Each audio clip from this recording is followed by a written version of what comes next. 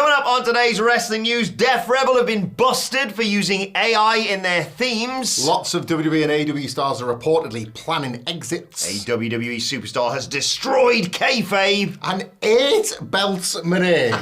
Mercedes grabs more gold. I'm Adam Wilborn. I'm Michael Hamflett. This is the After News. Oh, good. Let's talk about Def Rebel and AI. Come on, guys. To kick things off here. Yes, Def Rebel are terrible. The themes they make are awful. Well, most of them are. These are previously confirmed stories that we've aggregated, yeah. But now it's just got even worse because they have been found out for using AI to make some of their WWE themes. Now, it's not necessarily like a problem for the person whose voice they've used. Singer Ellie Price was on Instagram talking all about this. You've probably seen this. It's all over social media right now. She did a great Instagram video where she explained, this week I found out that my vocal is currently being used on a WWE entrance track. Basically, 2.5 years ago, Ellie released a pop-punk vocal sample pack on a thing called Splice. And basically what Def Rebel have done, have taken those samples, run them through AI, and made Ellie's brilliant voice sing some words that she didn't sing for actually quite a good theme, Fatal Influences. I quite like theirs, to be perfectly honest. But yeah, people have picked up on this. Ellie's a little bit annoyed. Not that necessarily, her sample pack was there to be used. Obviously, not that it's been used, that it's been manipulated this way through AI, and obviously she hasn't received any credit for this. So anyone who's like, who's that great vocalist on there? Must be someone Def Rebel knows. By the way, as researching this story, you and I looked up Def Rebel. I'd never seen them before. I would not have picked out those 3 men as being Def Rebel, to be honest. Yeah. They look like an accountant, someone stuck in the year 2000, and one of those like chuds who do one of those things that's like, you know what, men, I've realised breathing's bad for you, so don't do that. Do your own homework on breathing. Make sure if you're going to breathe in, ask some questions before you breathe out. Yeah, we did. David Wallace overseeing like a rejected member of Sum 41 and the guy like from Guy's podcast. Unfortunately, it does seem like with this story, by the way, everyone seems to be looking to be like, that's the final nail in the Def Rebel coffin. Yeah. And it doesn't seem that ever is going to be that straightforward. Everything always feels like a gotcha with them, doesn't it? There was like, I remember a little while ago we were talking about how there was like internal unhappiness that was leaked about Def Rebel. I mean, I was going to say there's been external unhappiness with Def Rebel for years now, but it's a strange thing to be particularly we don't advocate calling for anybody's jobs or anything like that, but yeah, there is a lot of unhappiness around Def Rebel, the era of Def Rebel music. I think in years and years and years to come, when they say there's somebody new in charge of this, a bit like how we would talk about Jim Johnson, our CFOs, they're kind of like their era is defined by the people that WWE use for their music. The Def Rebel one will just be trashed, won't it? It'll be talked about in like, we don't speak of those days now. The music act that dare not speak their name. It's so weird because WWE has improved in so many different ways over the last few years, across the board improvements, and it feels like if Real Madrid started again and they had the Galacticos and they're like, we're going to buy this player, this player, this player, this player, all the best players in all their positions, and then we're going to put Steve in central midfield. Sorry, why don't you just improve that part as well? No. We've got a contract with Steve, and we'll just get through the games with the rest of the 10 players we've got, I suppose. Or not even a player like that South Park iPad on wheels, but it's hooked up to ChatGPT and it's just explaining to the other players how to play football. To me.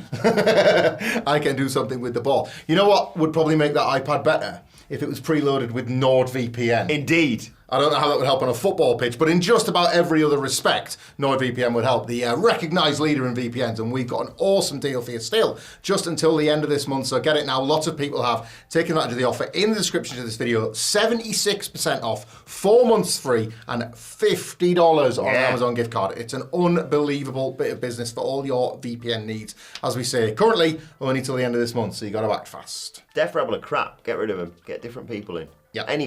Anyone who doesn't use AI, because come on, it's music. Yeah. AI for certain things I'm less bothered about. Like, I would have probably used it to write some essays back in the day. Or at least don't do this. We're not encouraging advocating this. I'm just saying I would be guilty. I'm not perfect. I would have probably been like, Tighten this up, how mate. do I write a sentence in French, please? That was saying more than I just went to the beach with my friends or something. I want to show off in my oral exam. What if AI bantered you off, like when people get tattoos of things in different It probably languages? would have, yeah. It says faith and it actually says poo. Yeah. Like you just submitted an essay, ChatGPT has bantered you off by Got saying, le chien merde.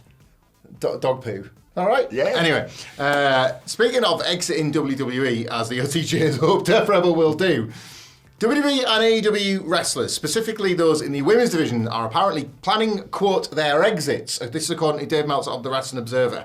There were no names mentioned in this story, but it's in relation to OnlyFans and similar services like that, where indeed, obviously, wrestlers can make their own money completely outside of the organisation. This was from the Wrestling Observer newsletter where Dave mentioned that... quote, they're wrestling already planning their exits to the company to start up OnlyFans after seeing the success of the likes of Mandy Rose and Cora Jade. Yeah. Yes, Cora Jade did say, for reasons unrelated to any kind of like other service like this, I must point out, she said she was stepping away from wrestling for a while, but Mandy Rose, now Mandy Sachs, had her account whilst NXT Women's Champion. That led to kind of a bit of an acrimonious split between the two, and her ultimately choosing to go down that path to earn a living rather than WWE. And was obviously ultimately very successful about it. Has made no secret of the successes she's had without having to, fall on her back at X nights a week for a living. So more power to her, and indeed others. And yes, this without again illuminating names does illuminate conversations that are presumably going on between. Dave mentioned specifically women within pro wrestling, but I suppose men as well. Like if you're a public-facing performer with that kind of platform, people are willing to pay more for you to do that line of work instead of the very hard living life of professional wrestling. You can certainly see the appeal. Yeah, it's interesting because we've seen over the years quite a variety of different sort of side project, whether it be like Twitch streaming or Cameo, whatever it might be. But OnlyFans certainly seems to be this. All of them have sat quite awkwardly as well. Yeah. Like with WWE. Less so AEW, but certainly with WWE, they've always been a lot stricter. Closest we've come to getting contracted performers because they're like, wait a second, what do you mean you're doing other work? Yeah. And they're trying to like tweak contracts like, you can't do this or we have to take a cut of that and all that. I think that the Twitch side of things has calmed down somewhat now, but there was a definite like butting of heads moment. And yeah, I saw the report just the other day about Cora Jade sharing with other wrestlers how much she's made in her first few months on OnlyFans, and it's blowing out of the wall. And she was an NXT star, so you've got to take it with a pinch of that. She wasn't on the main roster wage, but nevertheless, Mandy Rose is a perfect example as well, that there is this opportunity out there for them. And I think, if that's something they want to pursue, then that's absolutely fair enough.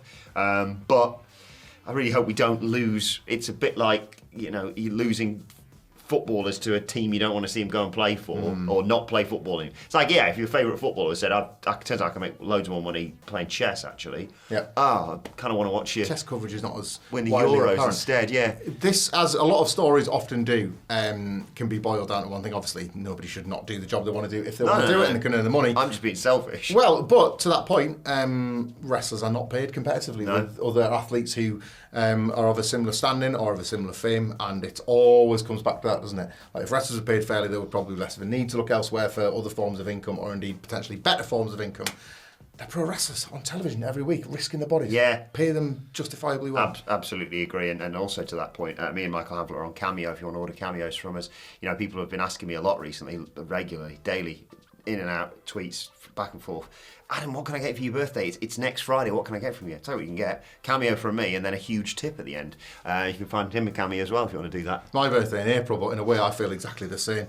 Also, me and Sidge often do a Q&A on a Friday, and you can get in touch with us on X to leave those questions. But don't worry if you don't use X. I totally get it. I'll take them for myself. Ask me a question in Cameo Corner. I'll force it upon Sidge whether he wants to listen to it or not. Right, let's talk about breaking kayfabe. Chad Gable, the wonderful Chad Gable, he's off. Bit of an OGJ scoop, this, isn't it? You're going to reveal to the world. Indeed, yeah. So, all the speculation, everyone's asking, who's El Grande Americano? Who is El Grande Americano? We just don't know. Chad Gable is currently off recovering from rotator cuff surgery. Why have you brought him up? Well, he was at the Minnesota Twins baseball game. Sure, you need a whole team, two of them can't they'll lose, wouldn't they? Pretty well, considering. And it was like, they're confusing the opposition. It's like, mark that one. Oh no, I meant the other one. They look alike.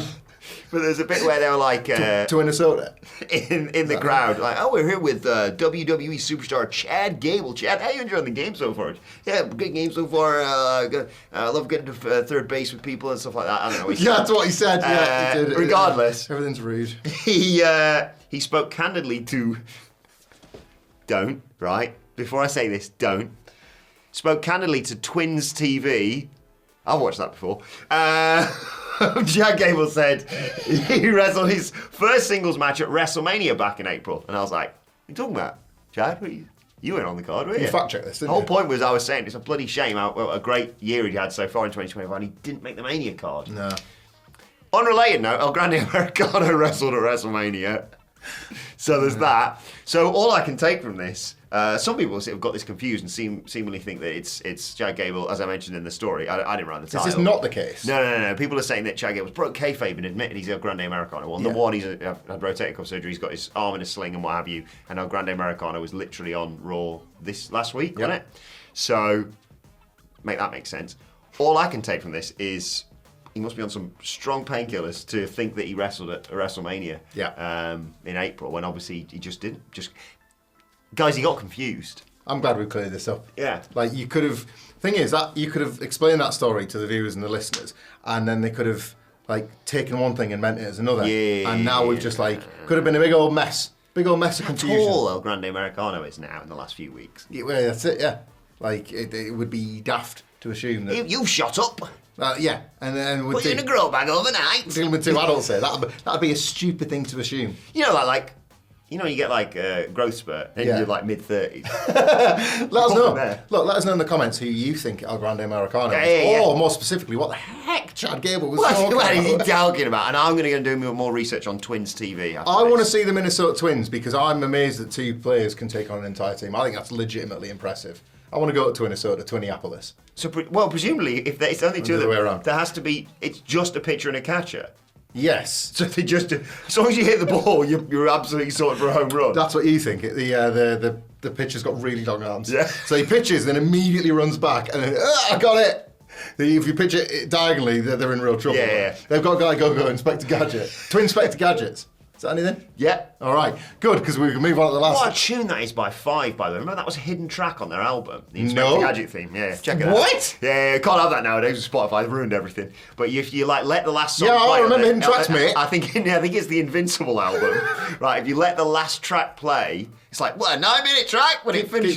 Keep talking. I think that's right, anyway. And then it played the Inspector Gadget theme. This is absolutely... Don't play it, because I'm not going to play it. I'm not going to play it. I'm just going to like it's on there! It's after Keep On Moving. Right, the five-a-side mix. I'm listening to this as soon as we get out. Yeah. Like, it's after Battlestar, Don't Fight It Baby, Keep On Moving, the five-a-side mix. What a back catalogue Five's got, by the way. Did we ever settle if it's 5 FIVE or the number 5 IVE? I think now they go by FIVE, presumably for SEO reasons. Good point. But way back when, it was... Yeah. With the number 5, wasn't it? Seems like I should be screaming.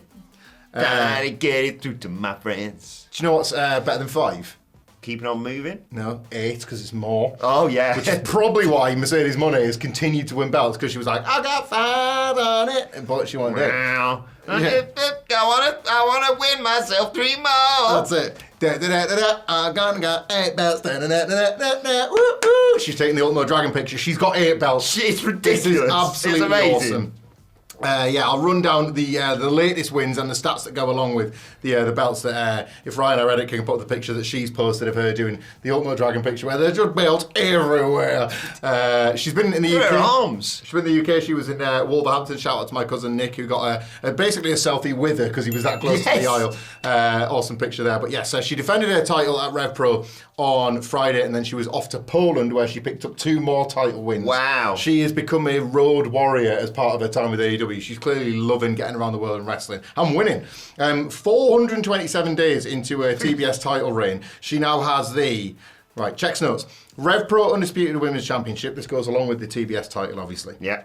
She's had that 203 days. The SWE Queen of Southside, the Rev Pro British Women's title, the European Wrestling Women's Champion, the CMLL World Women's Championship, the Owen Hart title, and the belt she won in Poland was the inaugural PTW Women's Championship, which comes incorporated with the Best Yard Women's Championship. 8 titles.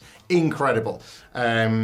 Yeah, it's awesome this. Like, how does she lose these? Well, right, like obviously she lost at All In to Toni Storm, but her title not being on the line kind of kept that in place a little bit, didn't it? She lost the was it New Japan Women's New Strong, Japan, I think it was.